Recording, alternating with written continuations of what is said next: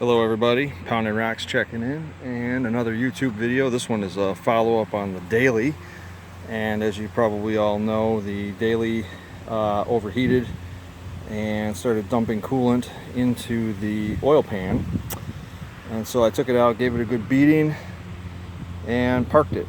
And as you can see here, we're digging into it a little bit here, and we have got chocolate milk all the way through this thing.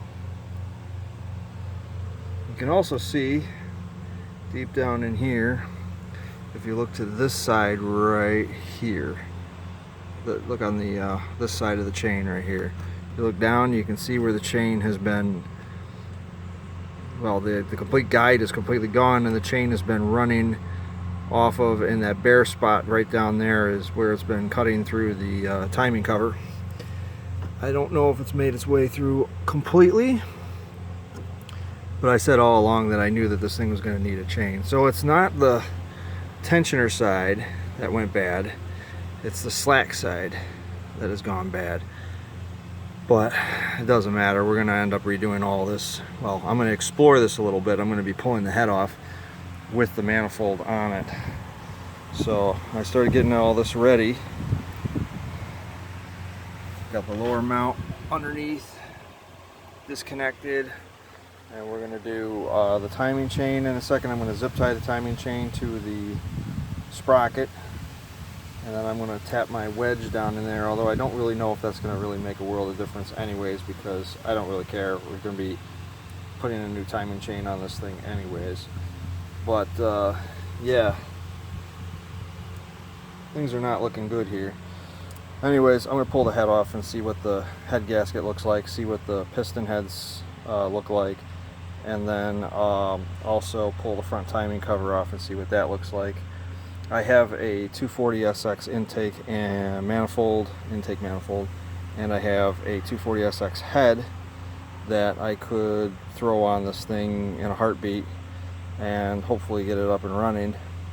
So my thoughts were that I was going to start taking bits off of the red truck after we found out that the frame was shot on it. So I already started transferring stuff over a little bit here, so it's done. Benny the shop dog, that's our new dog. So I took the wheels off, and I'm kind of brainstorming this thing now.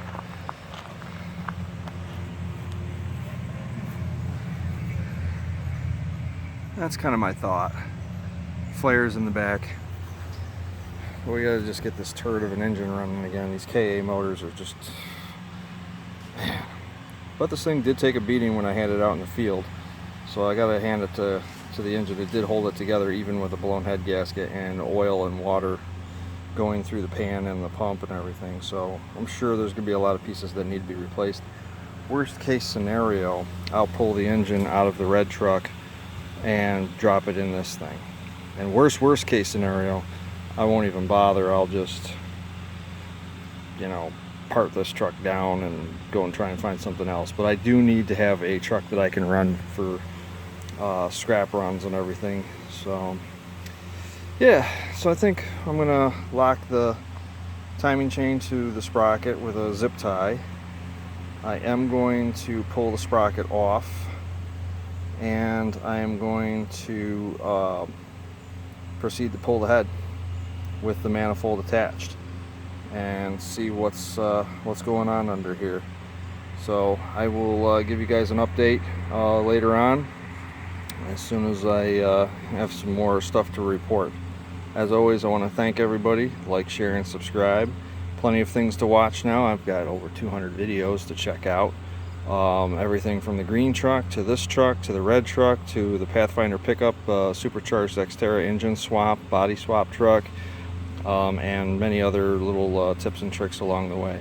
So this is the third part of my daily driver series, but it's going to be blended into building a fun street truck using a junkyard truck, a truck that should have been in the junkyard at least 3 times now. So, and this one should have been in the junkyard too. But as always, I have a pile of parts and I'm going to make something work. So yeah, leave me a comment down below. Thank you. Take care.